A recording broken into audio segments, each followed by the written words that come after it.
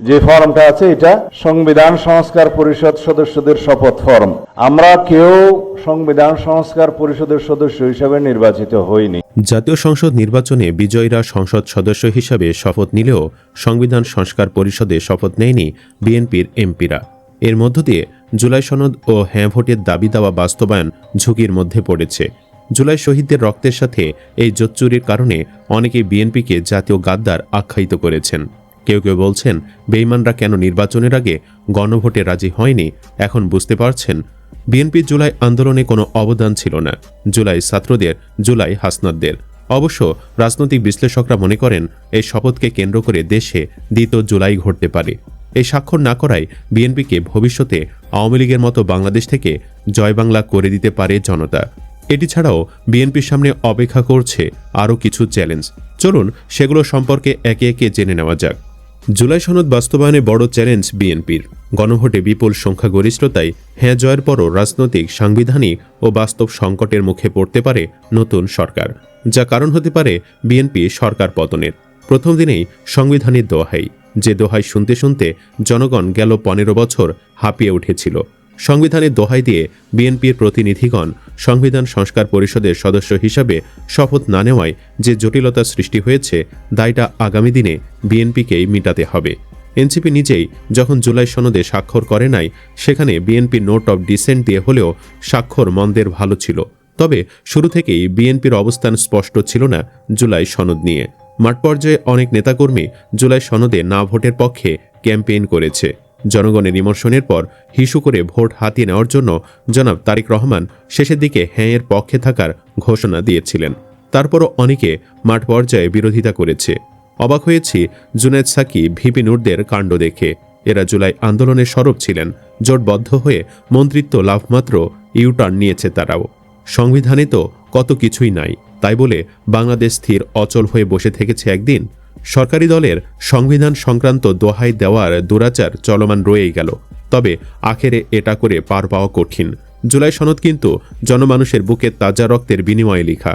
সংবিধান গণভোট তৈরি করে না, গণভোটই সংবিধান তৈরি করে। এবারের গণভোটে হ্যাঁ জয়যুক্ত হয়েছে।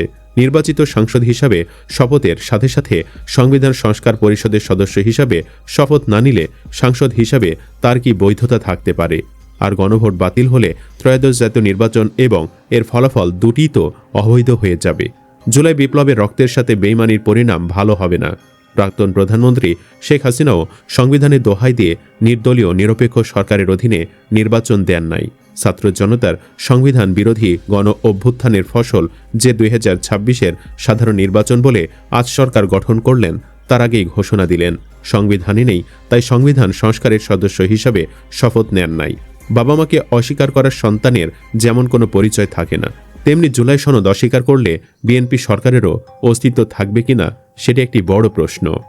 নাম্বার 2, আইন শৃঙ্খলার উন্নতি করা হবে প্রধান চ্যালেঞ্জ। 2024 সালে ছাত্র জনতার গণঅভ্যুত্থানে শেখ হাসিনা সরকারের পতনের পর দেশের আইন শৃঙ্খলা পরিস্থিতির চরম অবনতি ঘটে।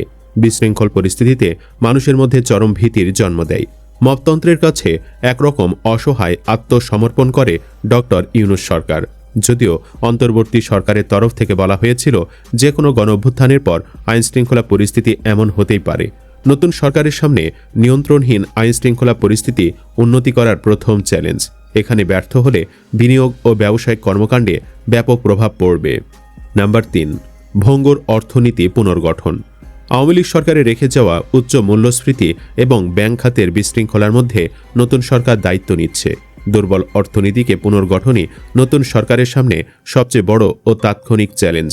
অর্থনীতিবিদরা বলেছেন, রাজনৈতিক স্থিতিশীলতার পাশাপাশি দ্রুত অর্থনৈতিক সংস্কার কার্যক্রম চালাতে হবে, না হয় প্রবৃদ্ধির গতি আরও শ্লথ হতে পারে এবং সাধারণ মানুষের জীবনযাত্রার ব্যয় আরও বেড়ে যেতে পারে। অর্থনীতিবিদদের মতে দেশের মানুষ উন্নয়ন বলতে বোঝে নিত্য প্রয়োজনীয় পণ্যের দাম সহনশীল রাখা। নতুন সরকারের প্রথম কাজ হবে মূল্যস্ফীতি নিয়ন্ত্রণ করা, খেলাফি ঋণের টুটি চেপে ধরা, শিল্প খাতে নতুন বিনিয়োগ বাড়ানো, নতুন কর্মসংস্থান সৃষ্টির গতি বাড়ানো। একই সঙ্গে কর কাঠামো সংস্কার, রপ্তানি বহুমুখীকরণ এবং প্রবাসী আয়ের প্রবাহ বাড়ানোর দিকেও জোর দিতে হবে। দেশি বিদেশি বিনিয়োগকারীদের আস্থা ফেরাতে সরকারের বিশেষ নজর দিতে হবে, অন্যথায় রাজপথে নামতে পারে জনগণ। নাম্বার 4, চাঁদাবাজি ও দুর্নীতি নিয়ন্ত্রণ। বিএনপির পূর্বের ক্ষমতাকালীন যুগ মোটেই সুখকর ছিল না। দুর্নীতিতে চ্যাম্পিয়নের হ্যাট্রিক, সন্ত্রাসবাদ, চাঁদাবাজরা ছড়িয়ে পড়েছিল দেশব্যাপী। বিএনপি আবার ক্ষমতায় আসার আগেই চাঁদাবাজরা মাথাচাড়া দিয়ে উঠেছিল। এখন যেহেতু দল ক্ষমতায়, তাই চাঁদাবাজরা আরও শক্তিশালী হয়ে ফিরে আসতে পারে বলে ধারণা করা হচ্ছে। বিএনপি যদি নিজ দলের কর্মীদের চাঁদাবাজি ও দুর্নীতি নিয়ন্ত্রণ করতে না পারে, তাহলে বিএনপিকে ক্ষমতাচ্যুত করতে শীঘ্রই আবারও মাঠে নামবে জনগণ। নাম্বার 5, পে স্কেল বাস্তবায়নে কঠিন সমীকরণ। অন্তর্বর্তী সরকারে রেখে যাওয়া বেশ কিছু প্রতিশ্রুতি নতুন সরকারকে বাস্তবায়ন করতে হবে। এর মধ্যে অন্যতম সরকারি কর্মকর্তা কর্মচারীদের জন্য নবম পে স্কেল। ক্ষমতার পালাবদলে প্রশাসন ও সরকারি চাকুরিজীবীদের মধ্যে নতুন পে স্কেল নিয়ে আলোচনা জোরালো হয়েছে। বিএনপির সামনে সবচেয়ে বড় অর্থনৈতিক ও প্রশাসনিক চ্যালেঞ্জ হয়ে উঠতে পারে নতুন পে স্কেল বাস্তবায়ন। অর্থনীতি ও জনপ্রশাসন বিশ্লেষকরা বলেছেন, ডক্টর ইউনূস সরকার পে স্কেলের রূপরেখা চূড়ান্ত করলেও বাস্তবায়ন না করে পরবর্তী সরকারের জন্য রেখে যায়। ফলে সব কর্মসূচি এখন নতুন সরকারের দিকে তাকিয়ে আছেন। যদিও দাবিটি যৌক্তিক, কারণ সরকার সর্বশেষ 2015 সালে 8ম পে স্কেল দিয়েছিল। এরপর এ নিয়ে আন্দোলন হলেও বাস্তবে তা আগায়নি। বিশেষজ্ঞদের মতে বর্তমান উচ্চ মূল্যস্ফীতি, বৈদেশিক মুদ্রার চাপ এবং রাজস্ব আহরণের সীমাবদ্ধতার মধ্যে নতুন বেতন কাঠামো কার্যকর করা সহজ হবে না। তাই সরকারের উচিত আমলাদের সাথে বসে সমাধানের পথ খুঁজে বের করা। নাম্বার 6, নানামুখী দাবির মুখে পড়তে পারে সরকার। জুলাই গণঅভ্যুত্থানের পর বিভিন্ন দাবিতে রাজপথে নামে কয়েকশো সংগঠন। এর মধ্যে বিভিন্ন স্তরের শিক্ষক, শিক্ষার্থী, স্বাস্থ্যকর্মী, মাঠ পর্যায়ে কাজ করার বিভিন্ন সরকারি বেসরকারি সংগঠন। তারা 1.5 বছরের 5 শতাধিক আন্দোলন করেছে। নন এমপিও শিক্ষকরা এমপিও ভুক্তির দাবিতে 3 দফায় 87 দিন আন্দোলন করেন। অন্তর্বর্তী সরকার 1719টি শিক্ষা প্রতিষ্ঠানকে এমপিওভুক্ত করার জন্য অর্থ মন্ত্রণালয়ের কাছে 670 কোটি টাকা অর্থ বরাদ্দের জন্য চিঠি দিয়েও সাড়া পায়নি। ফলে নতুন সরকার এমপিওভুক্তির মতো শিক্ষকদের মৌখিক দাবিতে সাড়া দিতে হবে। নাম্বার 7, আওয়ামী লীগের রাজনীতি ইস্যুতে আন্তর্জাতিক চাপ।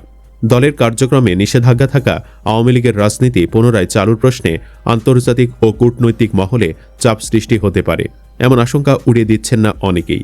বিশ্লেষকরা মনে করছেন, নতুন সরকার এ চ্যালেঞ্জ সঙ্গী করে কাজ করতে হবে।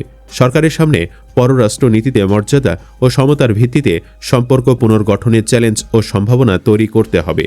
আওয়ামী লীগ ও শেখ হাসিনার রাজনৈতিক প্রত্যাবর্তন ইস্যুতে গত শনিবার বিদেশি সাংবাদিকদের প্রশ্নে তারেক রহমান বলেছেন, আওয়ামী লীগের রাজনৈতিক কর্মকাণ্ডে ফিরে আনা এবং শেখ হাসিনা বা তার পরিবারের প্রত্যাবর্তনে বলেন, দেশের রাজনীতি ও আইনের শাসনের প্রশ্নে সিদ্ধান্ত হবে নীতিগত ও সাংবিধানিক কাঠামোর ভিত্তিতে।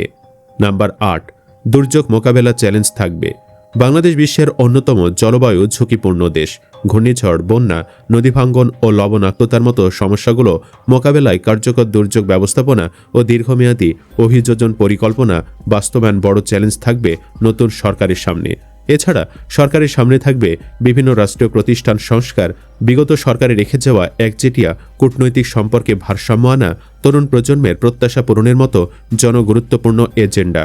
এসব বিষয় মাথায় রেখে মন্ত্রী পরিষদ বিভাগ গঠন করতে যাচ্ছে তারেক রহমানের নেতৃত্বে আকাশচুম্বী জয় পাওয়া দলটি। পুলিশ, বিচার বিভাগ এবং নির্বাচন কমিশনের মতো গুরুত্বপূর্ণ প্রতিষ্ঠানগুলো দীর্ঘ সময় দলীয়করণের অভিযোগে বিদ্ধ ছিল। এসব প্রতিষ্ঠানকে বিতর্কের ঊর্ধ্বে রেখে পেশাদারিত্ব ফিরে আনা বিএনপির জন্য বড় পরীক্ষা। সুপ্রিয় দর্শক, জুলাই শহীদদের রক্তের কামাই বিএনপির ক্ষমতায়ন। সে রক্তের উপর দাঁড়িয়ে শহীদদের সাথে গাদ্দারি করে বিএনপি কি পারবে ক্ষমতায় 5 বছর পূর্ণ করতে?